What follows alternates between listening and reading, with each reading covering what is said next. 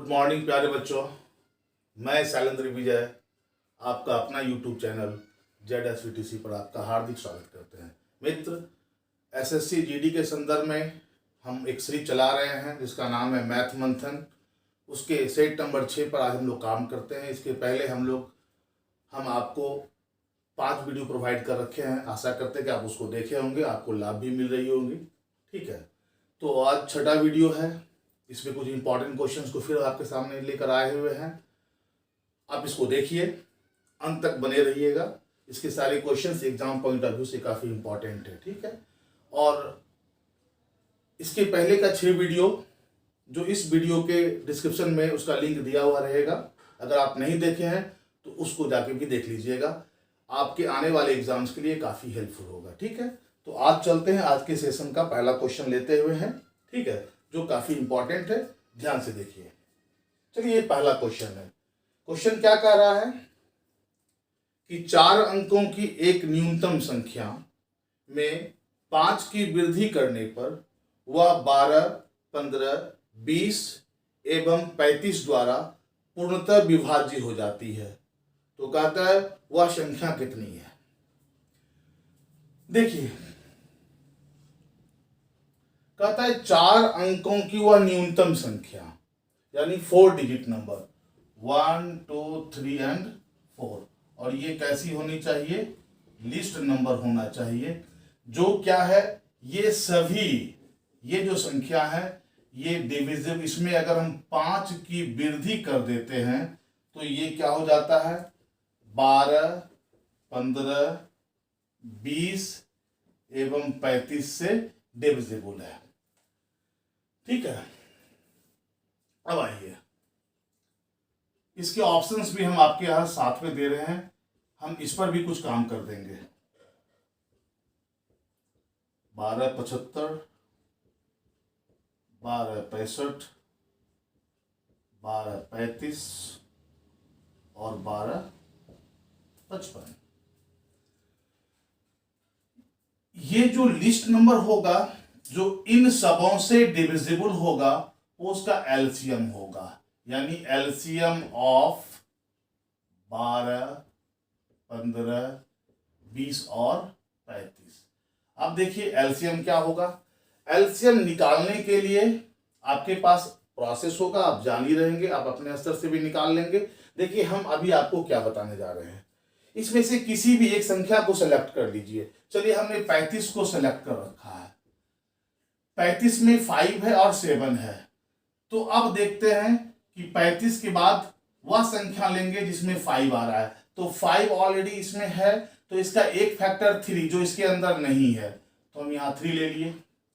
अब देखिए 12 का 3 यहां है, 4 यहां नहीं है, तो हम यहां पे 4 ले लिए।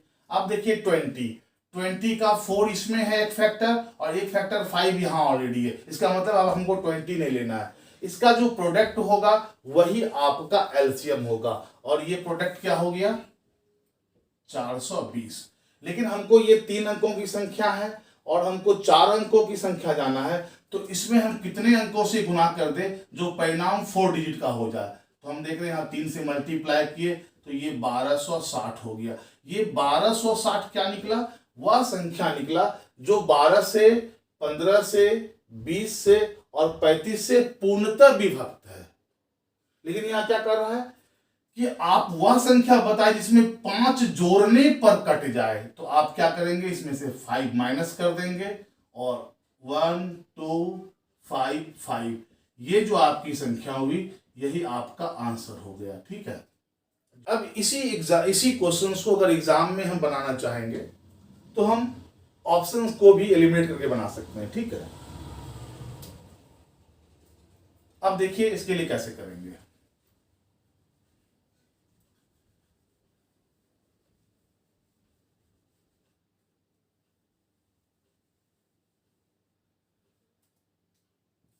देखिए, कह रहा है कि वो कौन सी संख्या है जिसमें 5 जोड़ने पर वो संख्या 12, 15, 20 और 35 से डिविजिबल हो जाए। तो हम सब में 5 जोड़ देते हैं। तो ये हो गया क्या, 1280, इसमें भी 5 जोड़ दिए, ये हो गया 1270, इसमें भी 5 जोड़ दिए 1240, इसमें भी 5 जोड़ दिए 1260। अब हम देख रहे हैं कि कौन सी संख्या हो सकती है। देखिए तो 15 में 3 गुना 5 है, यानी वह संख्या 3 से डिविजिबल होना चाहिए, और 3 से डिविजिबल होने के लिए कहता है सम ऑफ डिजिट को 3 से डिविजिबल होना चाहिए, यानी उसका अंकों का योग 3 से भाग लग जाए। देखिए तो 8 2 10 और 1 11, इसका अंकों का योग 11 हुआ। क्या ये 3 से कटेगा? नहीं, यानी ये ऑप्शन नहीं होगा। देखिए 7 2 9 1 10, इसके अंकों का योग 10 है, 3 से कटेगा? नहीं, यानी ये भी नहीं हुआ। 4 2 6 1 7, अंकों का योग 7 हुआ, 7 क्या 3 से कटेगा? नहीं। अब देखो 6 2 8 1 9, 9 3 से कटेगा? हाँ, यानी आपका आंसर ये हो गया। यानी आप बिना बनाए ही ऑप्शन से भी इसको आप बना सकते थे। ठीक है। क्वेश्चन नंबर 2 देखिए क्या कह रहा है। y equal to 45, z equal to 20, x equal to 200 की स्थिति में चर यानी वेरिएबल x, y और z के प्रोडक्ट के अनुक्रमानुपात यानी प्रोपोर्शन है। तदनुसार y 90, z 30 की स्थिति में x का मान क्या होगा। देखिए क्या कह रहा है क्वेश्चन नंबर 2 कि कह रहा है कि 3 वेरिएबल x है, y है और z है, जिसमें x का मान 200 है और y का मान 45 है और z का मान 20 है। ठीक है। ऐसे स्थिति में x proportional to y into z है। इसका मतलब x equal to any constant k y into z।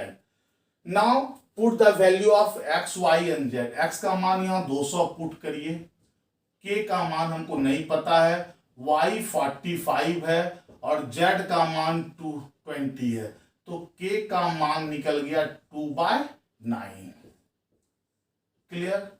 अब कह रहा है कि भाई रिलेशन क्या है, x इक्वल टू के y इंटू जेड। अगर इस रिलेशन में अगेन y आपका 90 है, z आपका 30 है और k का मान 2/9 निकल गया है, तो बताइए x का मान क्या होगा। तो आप इसको देखिए 10 टाइम्स में कट गया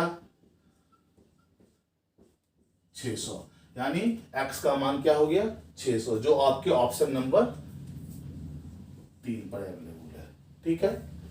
तो ऐसे सवाल यदि आते हैं तो बन जाना चाहिए। क्वेश्चन नंबर 3 क्या कह रहा है, कहता है a और b के चलने की गति का अनुपात 2:3 है, यानी स्पीड रेशियो दिया हुआ है 2:3।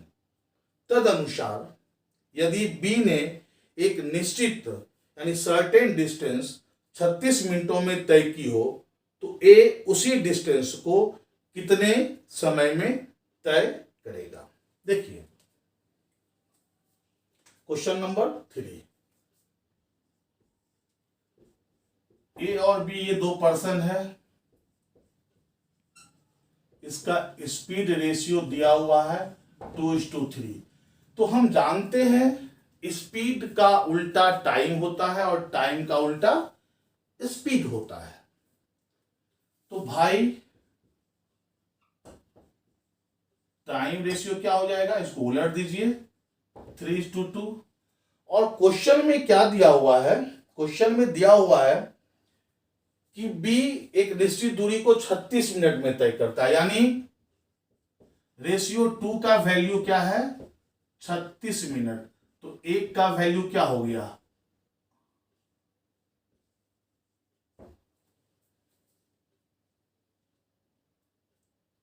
एक का वैल्यू हो गया वैल्यू 18 मिनट। तो कहता है कि a को उसी दूरी को तय करने में, तो बताइए a का टाइम रेशियो क्या है 3 और 1 का वैल्यू 18, तो 18 से मल्टीप्लाई कर दिए, 18 या 54 मिनट, और ये आपके आंसर्स हुए, जो कि ऑप्शन नंबर 2 पे अवेलेबल है। ठीक है, तो ऐसे सवाल भी बन जाना चाहिए, कोई प्रॉब्लम? ठीक है, देखिए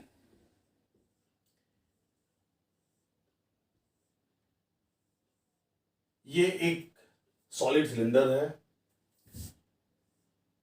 इससे एक कोण खोखला कर दिया गया, तो रेस्ट भाग जो बच गया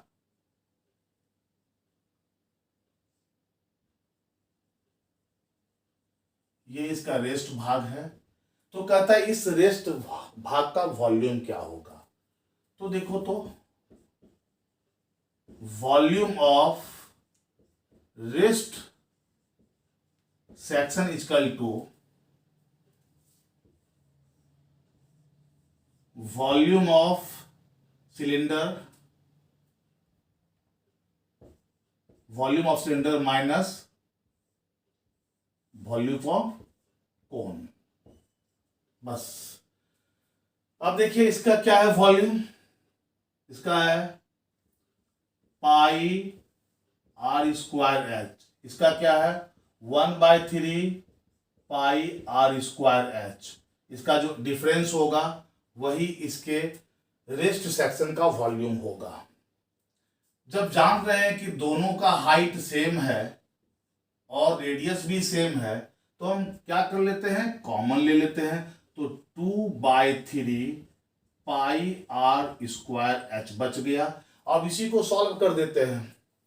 तो 2/3 पाई का मान है 22/7, आर हमारा है ये है 10 डायमीटर, तो आर हमारा हो गया 5, हाइट है 12, तो 5 स्क्वायर हो गया और 12, तो ये क्या हो गया भाई, देख लीजिए 12 25 300, 600 गुना 22 यानी 13,200 बाई 21। ठीक है, 13,221।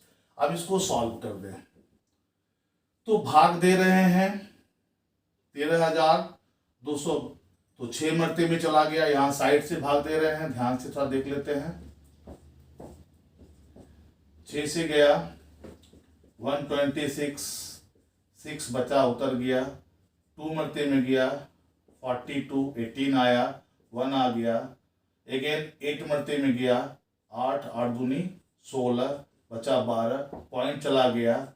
ठीक है, 5 टाइम्स में गया तो 105, 15 आया, 0 दे दिए, और ये 7 टाइम्स में चला गया, मतलब 628.57 सेंटीमीटर क्यूब। क्लियर? ये आपका इसके रेस्ट सेक्शन, जो कि ये आपको दिख रहा है शैडो एरिया, इसी शैडो एरिया का ये क्या है, वॉल्यूम्स है। Any problem? चलिए, क्वेश्चन नंबर 5 कह रहा है कि 2 धनात्मक पूर्णांकों में यानी 2 पॉजिटिव इंटीजर में एक संख्या दूसरी संख्या का 3 गुनी है। अगर x है तो दूसरा 3x है। यदि इसका गुणनफल 2523 है तो बड़ी संख्या यानी 3x का मान निकालने कह रहा है।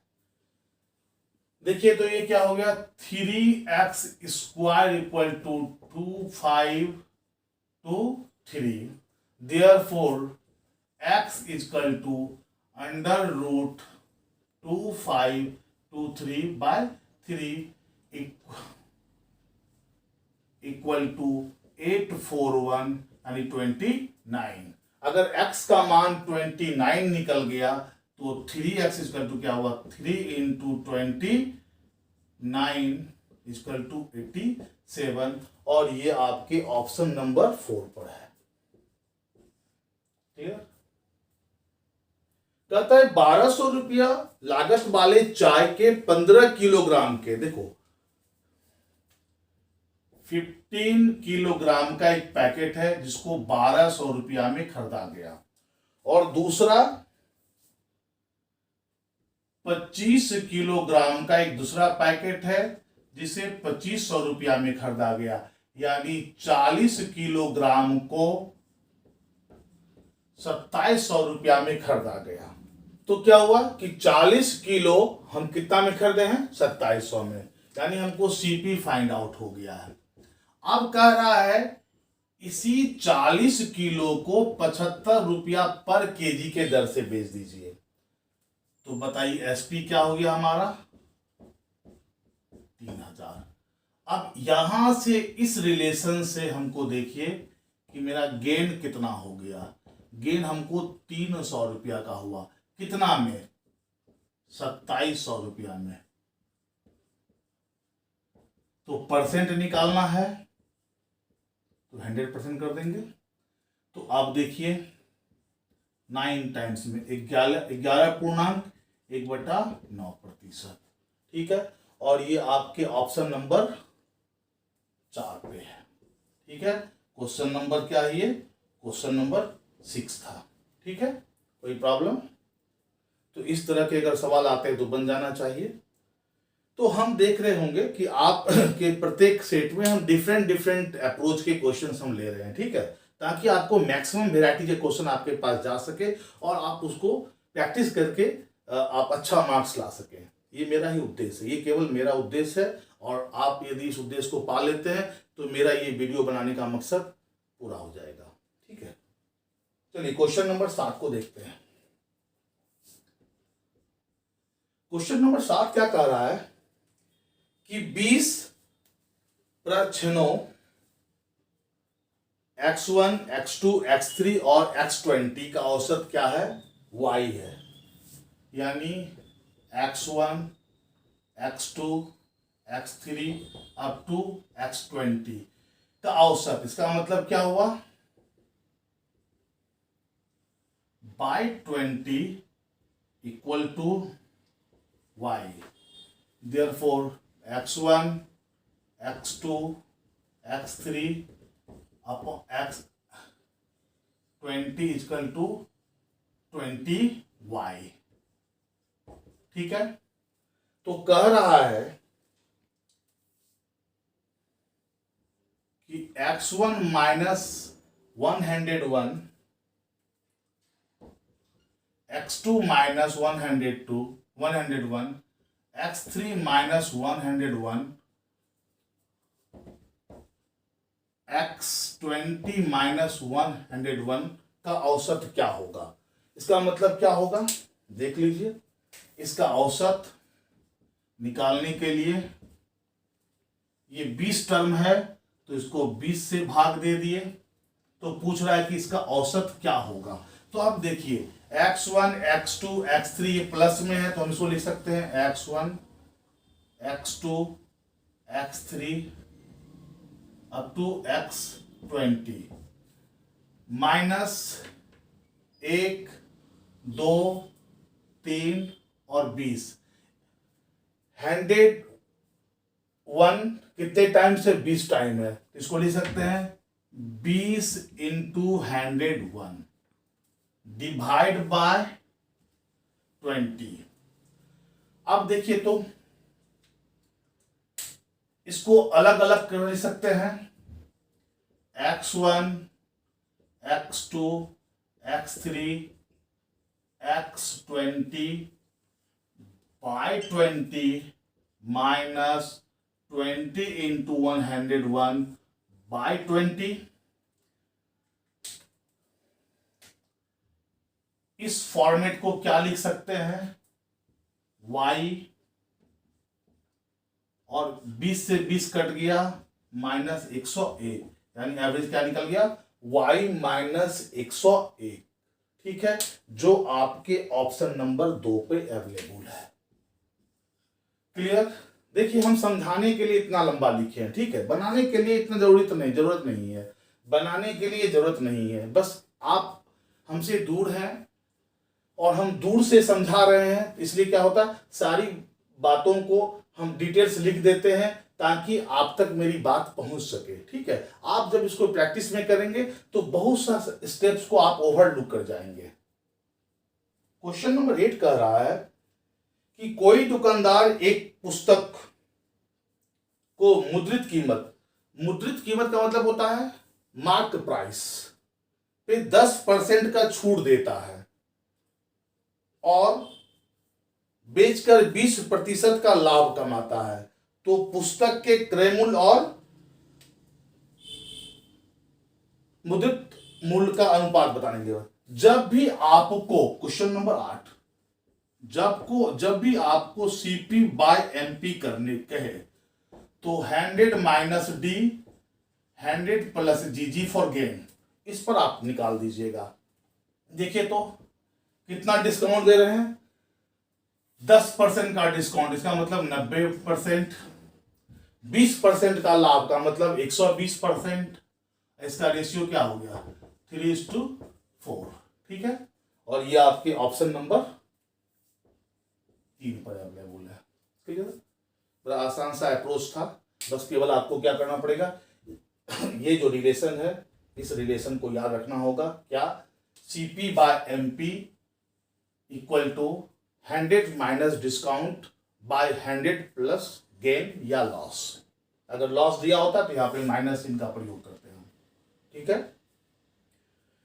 क्वेश्चन नंबर 9 क्या कह रहा है कि ए की कार्य करने की गति बी से दुगनी है, यानी ए का working efficiency 2 times of B है, और दोनों मिलकर यानी ए और बी मिलकर इस काम को 12 दिन में कर देता है, तो पूछता है कि बी अकेले इस काम को कितना दिन में करेगा, ठीक है। देखिए क्या बोल रहा है, ये ए है और ये बी है। अगर बी एक काम करता है तो ए 2 काम करता है, ये इसका वर्किंग रेशियो हो गया। इसका जो इन्वर्स कर दोगे तो ये इन्वर्स क्या हो गया, ये टाइम रेशियो हो गया।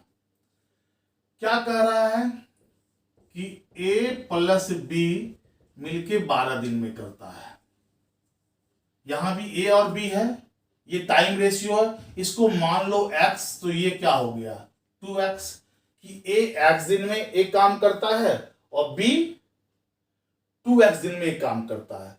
तो बताओ अब यहां से a प्लस बी दोनों मिलके कितना दिन में करेगा, तो क्या करना है, a और b के जो डे है उसका आप एलसीएम ले लेंगे, तो x और 2x का एलसीएम क्या हो गया 2x, x से भाग दीजिए, यानी a का जो डेज है उससे भाग दीजिए, तो ये 2 टाइम्स में चला जाएगा, फिर b का जो डेज है उससे भाग दीजिए, तो ये 1 डे में चला जाएगा।